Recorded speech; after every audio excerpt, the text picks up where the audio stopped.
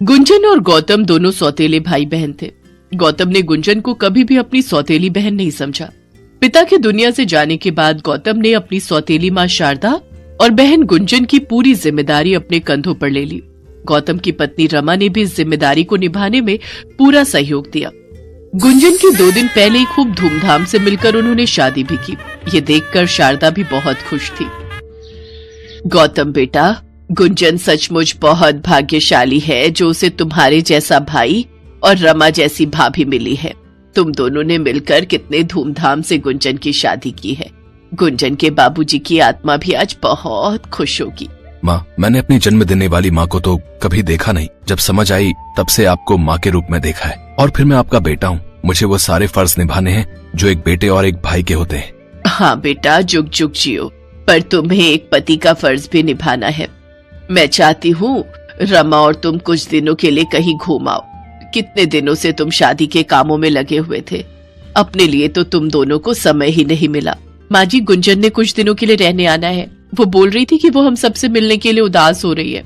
ये तो बहुत अच्छी बात है। गुंजन को मैं अभी फोन करता हूँ। रात का खाना सब हम एक साथ खाएंगे। ठीक है बेटा, फिर गुंजन रहकर चली जाएगी तो उसके बाद तुम दोनों प्लान कर लेना। शाम को गुंजन कुछ दिनों के लिए रहने आ जाती है, पर गुंजन के व्यवहार में थोड़ा बदलाव था। जो गुंजन शादी से पहले थी वो गुंजन तो बिल्कुल बदल चुकी थी। माँ, तुम वो 9 लाख हार कह रही थी तुम्हारे पास रखा हुआ है, वो मुझे दे दो। मेरी सासू माँ कह रही थी कि क्या पतले पतले सेट बनाकर दे दिए हैं, बहुत हल्के लग रहे थे उन्हें। अब मैं कुछ दिन रहकर जाऊंगी तो उन्हें दिखाऊंगी कि मेरी माँ ने मुझे 9 लाख हार दिया है। गुंजन, वो 9 लाख हार सुषमा दीदी का है, गौतम की अपनी माँ का। उस हार पर रमा का हक है और वो हार मैंने गौतम की शादी के बाद रमा को दे दिया था। मुझे नहीं पता माँ, मुझे वही हार चाहिए। मैंने अपनी सास को बोल दिया था कि आपके पास 9 लाख हार है, कुछ भी करके मुझे वही हार दो। मैं अपनी इंसल्ट नहीं करवा सकती अपने ससुराल में। रमा गुंजन की बात सुन चुकी थी। वो अपने कमरे में गई और वो 9 लाख हार लेकर आ गई। उसने हार गुंजन को दे दिया। गुंजन, ये लो, तुम्हें ये हार पसंद है ना, ये तुम रख लो। पर बहू, ये तो। माँ, अब तुम बीच में मत बोलो, भाभी मुझे अपनी मर्जी से दे रही है। थैंक यू भाभी। गुंजन ने वो हार अपने कब्जे में कर लिया। रमा तो सीधे और मिलनसार स्वभाव की थी। उसने हार गुंजन को दे दिया, पर गुंजन के मन में क्या चल रहा है ये कोई नहीं जानता था। अरे वाह बहू, तू तो बड़ी चालाक निकली। ये हार तुमने अपने कब्जे में कर ही लिया। अब जैसा जैसा मैं कहती हूँ वैसा ही करना, फिर देखना तुम्हारे पास वो सब कुछ होगा जिसकी तुम हकदार हो। माँ जी, बस आप देखते जाओ, मैं तो भाभी का पूरा ससुराल ही यहाँ ले आऊंगी।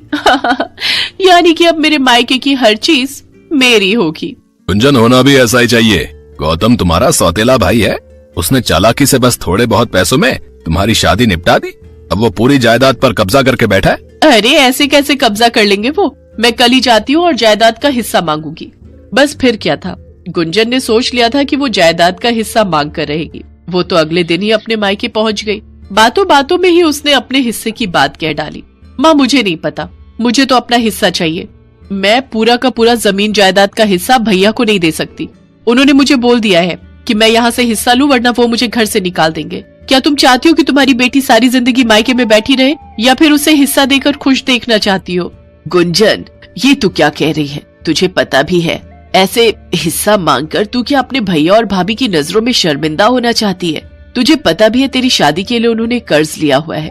वो कर्ज चुकाने में ही गौतम को कई साल लग जाएंगे, और तुझे पता है उसका काम भी सही नहीं चल रहा। तू अपने ससुराल वालों को समझा कि ये सब गलत है। मुझे इससे कोई मतलब नहीं है माँ, मुझे बस हिस्सा चाहिए। कोई गलत नहीं है, मैं अपना हिस्सा ही तो मांग रही हूँ। मेरे ससुराल वालों ने बोल दिया था कि जब तक हिस्सा नहीं मिलेगा तब तक मैं वापस नहीं जाऊँ। अब मैं यहीं रहूंगी जब तक मुझे अपना हिस्सा नहीं मिल जाता। गुंजन ने पूरे घर में कलेश मचा दिया। पूरे घर में अशांति फैल गई। गुंजन तो मायके में ही जमकर बैठ गई और बात बात पर कलेश करने लगी। गौतम भैया, वकील साहब कब तक आ रहे? मुझे हिस्सा कब तक मिल जाएगा? बाबूजी की दुकान और ये बड़ा वाला मकान मैं लूंगी। आप वो छोटी दुकान और एक कमरे वाला घर रख लो। आप मेरी खुशी चाहते हो ना? मेरे सास ससुर ने सबने यही बोला है कि हिस्से में यही चीज मांगो। अब आप सोच लो कि आप अपनी बहन को खुश देखना चाहते हो या फिर नहीं। चिंता मत करो गुंजन, ये घर और बड़ी दुकान मैंने तुम्हारे नाम कर दी है। कल तुम्हें तुम्हारा हिस्सा मिल जाएगा। पर गौतम बेटा, तू बड़ी दुकान और ये घर इसे दे देगा तो एक छोटे से कमरे में तू कैसे रहेगा?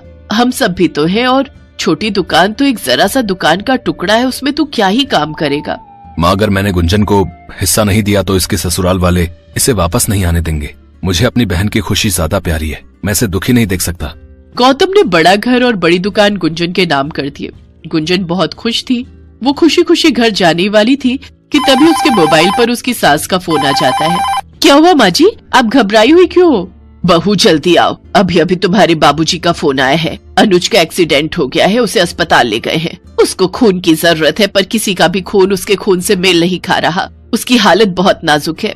माँ जी, अनुज को कुछ नहीं होगा, मैं अभी आ रही हूँ, आप घबराओ नहीं माँ जी। गुंजन रोने लगती है। सब हॉस्पिटल पहुँचते हैं। आप में से किसी का भी ब्लड मैच नहीं हो रहा।